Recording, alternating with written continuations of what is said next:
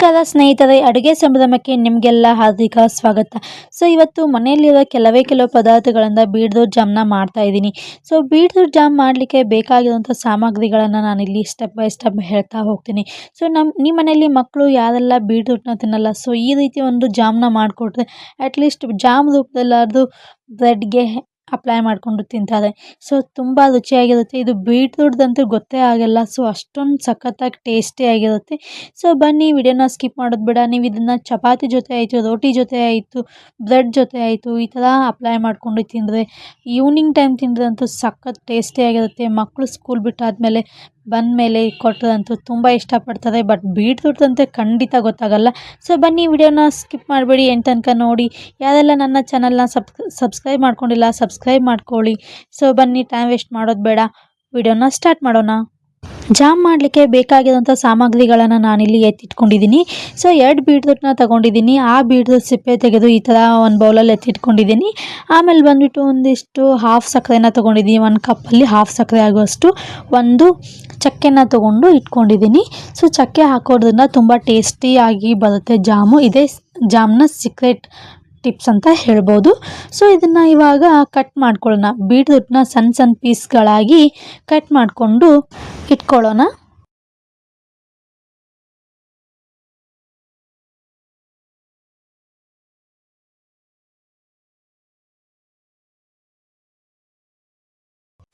ಇವಾಗ ಚೆನ್ನಾಗಿ ಕಟ್ ಮಾಡ್ಕೊಂಡಿದ್ದೀನಿ.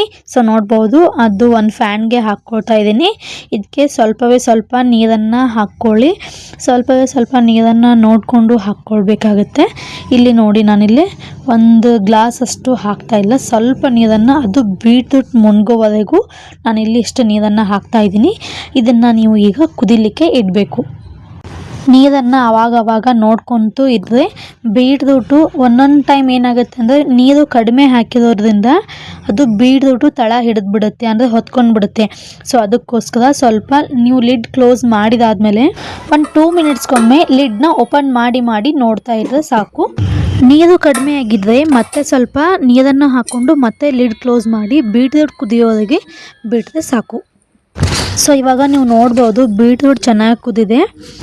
ಇವಾಗ ಸ್ಟವ್ ಆಫ್ ಮಾಡಿಕೊಂಡು ಇದನ್ನು ಸೈಡಲ್ಲಿ ಎತ್ತಿಟ್ಕೊಂಡ್ಬಿಡ್ತೀನಿ. ಇವಾಗ 10 ಮಿನಿಟ್ಸ್ ಬೀಟ್ರೂಟ್ ತಣ್ಣಗಾಗಲಿಕ್ಕೆ ಬಿಡಬೇಕು. ಆಮೇಲೆ ತಣ್ಣಗಾದ್ಮೇಲೆ ಕುದಿಸಿ ಇಟ್ಕೊಂಡಿರೋಂಥ ಸ್ವಲ್ಪ ನೀರು ಮತ್ತು ಆ ಬೀಟ್ರೂಟ್ನ ಜಾರ್ನಲ್ಲಿ ಹಾಕಿ ಚೆನ್ನಾಗಿ ರುಬ್ಕೊಳ್ಬೇಕು. ಫಸ್ಟಿಗೆ ಇಲ್ಲಿ ನಾವು ಬೀಟ್ರೂಟ್ನ ಅಷ್ಟೇ ಗ್ರೈಂಡ್ ಮಾಡ್ಕೊತಾ ಇದ್ದೀವಿ ಇದನ್ನು. ಇವಾಗ ಚೆನ್ನಾಗಿ ರುಬ್ಕೊಳ್ಳೋಣ. ನೋಡ್ಬೋದು, ಇಲ್ಲಿ ಎಷ್ಟು ಚೆನ್ನಾಗಿ ಕಲರ್ಫುಲ್ಲಾಗಿ ಕಾಣ್ತಾ ಇದೆ ಅಂದರೆ ವಾವ್, ಸಖತ್ತಾಗಿ ಕಾಣ್ತಾ ಇದೆ. ಇಷ್ಟಂತೂ ಬೀಟ್ರೂಟ್ ಪೇಸ್ಟ್ ಆಯಿತು. ಇವಾಗ ಏನು ಮಾಡಬೇಕಪ್ಪ ಅಂತಂದರೆ, ನಾವು ಒಂದು ಬಾಣಲೆಯನ್ನು ಕಾಯಲಿಕ್ಕೆ ಇಟ್ಕೊಂಡಿದ್ದೀವಿ. ಆ ಬಾಣಲೆಗೆ ಈ ಒಂದು ಪೇಸ್ಟನ್ನು ಹಾಕೋಣ. ಇವಾಗ ನಾನಿಲ್ಲಿ ನಾನ್ ಸ್ಟಿಕ್ ಪಾತ್ರೆನ ಯೂಸ್ ಮಾಡ್ತಾ ಇದ್ದೀನಿ. ಇದು ಬೇಗ ಹತ್ಕೊಳ್ಳಲ್ಲ. ಬೇರೆ ಯಾವುದಾದ್ರೂ ಪಾತ್ರೆ ಆಗಿದ್ದರೆ ಇದು ಆ ಪಾತ್ರೆಗೆ ಅಂಟ್ಕೊಂಡು ಬಿಡುತ್ತೆ. ನಾನ್ ಸ್ಟಿಕ್ನ ನಾನಿಲ್ಲಿ ಯೂಸ್ ಮಾಡ್ತಾ ಇದ್ದೀನಿ. ಈ ಥರ ಕೈ ಆಡಿಸ್ತಾ ಬಂದರೆ ಇದು ನೀರಿನ ಅಂಶ ಎಲ್ಲ ಹೋಗಿ ಗಟ್ಟಿ ಆಗ್ತಾ ಬಂದ್ಬಿಡುತ್ತೆ. ಇದು ಗಟ್ಟಿಯಾಗೋ ಟೈಮಲ್ಲಿ ನಾನು ಇಟ್ಕೊಂಡಿರೋಂಥ ಚಕ್ಕೆನ ಹಾಕಿ ಇಲ್ಲಿ ಕೈ ಆಡಿಸ್ತಾ ಇದ್ದೀನಿ. ಸಕ್ಕರೆನ ಆಮೇಲೆ ಹಾಕ್ಕೊಳ್ಬೇಕು. ಈ ಒಂದು ಚಕ್ಕೆ ತನ್ನ ಫ್ಲೇವರ್ನ ಬಿಟ್ಕೊಂಡ್ಬಿಡುತ್ತೆ. ಚಕ್ಕೆ ಟೇಸ್ಟ್ ಅಂತೂ ಅಲ್ಟಿಮೇಟ್ ಅಂತ ಹೇಳ್ಬೋದು. ಜಾಮ್ ಟೇಸ್ಟ್ ಆಗಲಿಕ್ಕೇ ಮೇನ್ ಸೀಕ್ರೆಟು ಚಕ್ಕೆ ಅಂತ ಹೇಳ್ಬೋದು. ಇವಾಗ ಇದನ್ನು ಸ್ವಲ್ಪ ಟೇಸ್ಟ್ ಮಾಡಿ ನೋಡಿ, ಯಾಕಂದರೆ ಚಕ್ಕೆ ಫ್ಲೇವರ್ ಬಿಟ್ಕೊಂಡಾದ್ಮೇಲೆ ನೀವಿಲ್ಲಿ ಸಕ್ಕರೆನ ಹಾಕ್ಕೊಳ್ಬೇಕಾಗತ್ತೆ. ಚಕ್ಕೆ ಫ್ಲೇವರ್ ಬಿಟ್ಟಿದೆ ನಾನು ಟೇಸ್ಟ್ ಮಾಡಿದಾದ್ಮೇಲೆ ಇವಾಗ ಇಟ್ಕೊಂಡಿದ್ದಂಥ ಸಕ್ಕರೆನ ನಾನಿಲ್ಲಿ ಹಾಕ್ಕೊಂಡು ಮತ್ತು ಅದನ್ನು ಆ ಸ್ಪೂನ್ಲಿದ್ದ ಚೆನ್ನಾಗಿ ಕೈಯಾಡಿಸ್ತಾ ಇದ್ದೀನಿ. ಇಲ್ಲಿ ಮತ್ತೆ ಸಕ್ಕರೆ ಅಂಶ ಅನ್ನೋದಕ್ಕಿಂತ ಈ ಥರ ಚೆನ್ನಾಗಿ ಗಟ್ಟಿ ಆಗ್ತಾ ಬಂದರೆ ಸಾಕು. ಮುಂದೆ ನೋಡ್ಬೋದು ನೀವು ಕಲರ್ ಯಾವ ರೀತಿ ಚೇಂಜಸ್ ಆಗ್ತಾ ಹೋಗುತ್ತೆ ಅಂತ. ಈ ರೀತಿ ಕುದಿಲಿಕ್ಕೆ ಬಿಡೋಣ, ಯಾಕಂದರೆ ನೀರಿನ ಅಂಶ ಎಲ್ಲ ಈ ಥರ ಬಬಲ್ಸ್ ರೂಪದಲ್ಲಿ ಹೋಗಿಬಿಡುತ್ತೆ. ನಮಗೆ ಕಲರ್ ಚೇಂಜಸ್ ಆಗುತ್ತೆ ಅಂತ ಹೇಳಿದ್ದೆ ನಾನು ಮೊದಲೇ. ಇಲ್ಲಿ ನೋಡ್ಬೋದು, ಈ ಥರ ಥಿಕ್ನೆಸ್ ಬರ್ತಾ ಹೋಗುತ್ತೆ. ಬಟ್ ಇನ್ನೂ ಥಿಕ್ನೆಸ್ ಆಗಿಲ್ಲ, ಇನ್ನೂ ಥಿಕ್ನೆಸ್ ಬರಬೇಕು, ಇನ್ನೂ ಕಲರ್ ಚೇಂಜಸ್ ಆಗಬೇಕು. ಸೊ ನೀವು ಜಾಮ್ನ ತಿಂದಿರ್ತೀರ, ಕೆಲವೊಂದಿಷ್ಟು ಫ್ರೂಟ್ಸ್ದು ಜಾಮ್ ತಿಂದು ಟೇಸ್ಟ್ ನೋಡಿರ್ತೀರ. ಸೊ ಜಾಮ್ ಥಿಕ್ನೆಸ್ ಹೇಗಿರುತ್ತೆ ಅಂತ ನಿಮಗೆ ನಾರ್ಮಲಾಗಿ ಗೊತ್ತೇ ಇರುತ್ತೆ. ಸೊ ಆ ಥಿಕ್ನೆಸ್ಗೆ ಬರೋವರೆಗೂ ನಾವಿಲ್ಲಿ ಕುದಿಸ್ತಾನೆ ಹೋಗಬೇಕು. ಸೊ ಕಲರ್ ಚೇಂಜಸ್ ಆಗುತ್ತೆ ಅಂದಮೇಲೆ ಬೀಟ್ರೂಟು ಹೊತ್ಕೊಂಡು ಬಿಡುತ್ತೆ ಅಂತ ಅರ್ಥ ಅಲ್ಲ. ಇಲ್ಲಿ ನೋಡ್ಬೋದು ನೀವು ಯಾವ ಥರ ನೀರು ಹೋಗಿ ಈ ಥರ ಥಿಕ್ನೆಸ್ಗೆ ಬಂದಿದೆ ಅಂತ. ಸೊ ನೋಡಿ ಇಲ್ಲಿ same as it is fruit jam ಥರನೇ ಕಾಣ್ತಾ ಇದೆ. ಸೊ ಎಲ್ಲರೂ ಫ್ರೂಟ್ಲಿದ್ದ ಜಾಮ್ ಮಾಡೋದು ಅಂತ ಅಷ್ಟೇ ತಿಳ್ಕೊಂಡಿರ್ತದ, ಅಲ್ಲ ವೆಜಿಟೇಬಲ್ಸ್ಲಿದ್ದನೂ ನಾವು ಜಾಮ್ ಕೂಡ ಮಾಡ್ಕೋಬೋದು, ಅದು ನಮ್ಮ ಕೈಯಲ್ಲಿರುತ್ತೆ. ಸೊ ವೆಜಿಟೇಬಲ್ಸ್ನಿಂದನೂ ಕೂಡ ಮಾಡಿಕೊಂಡು ಈ ರೀತಿ ತಿನ್ಬೋದು. ಸೊ ಇವಾಗ ಸ್ಟವ್ ಆಫ್ ಮಾಡ್ಕೊಂಡಿದ್ದಾದಮೇಲೆ ಇದು ಸ್ವಲ್ಪ ತಣ್ಣಗಾಗಲಿಕ್ಕೆ ಬಿಟ್ಟು ಇಲ್ಲಿ ನಾನು ಲೆಮನ್ನ ಹಿಂಡ್ಕೊತಾ ಇದ್ದೀನಿ. ಇಂಗ್ರೀಡಿಯೆಂಟ್ಸಲ್ಲಿ ಲೆಮನ್ ಒಂದು ಬಿಟ್ಬಿಟ್ಟಿದ್ದೆ, ತಪ್ಪಾಯಿತು, ಕ್ಷಮಿಸಿ ಅಂತ ಕೇಳ್ಕೊತಾ ಇದ್ದೀನಿ. ಸೊ ಇದನ್ನು ಇವಾಗ ಚೆನ್ನಾಗಿ ಮಿಕ್ಸ್ ಮಾಡಿ ಸ್ಪೂನ್ಲಿದ್ದ ಚೆನ್ನಾಗಿ ಮಿಕ್ಸ್ ಮಾಡಿದಾದಮೇಲೆ ಟೇಸ್ಟ್ ನೋಡಿ. ಫಸ್ಟು ಟೇಸ್ಟ್ ನೋಡಿ. ನೀವು ಸಕ್ಕರೆನ ಕಡಿಮೆ ಹಾಕ್ಕೊಂಡ್ರೆ ನಡೆಯುತ್ತೆ, ಹೆಚ್ಚಿಗೆ ಹಾಕ್ಕೊಂಡ್ರೆ ನಡೆಯುತ್ತೆ. ಬಟ್ ನೀವು ಎಷ್ಟು ದಿನ ಸ್ಟೋರ್ ಮಾಡ್ಕೊಂಡು ತಿಂತೀರಲ್ವ, ಸೊ ಅದ್ರ ಮೇಲೆ ಡಿಪೆಂಡ್ ಆಗುತ್ತೆ.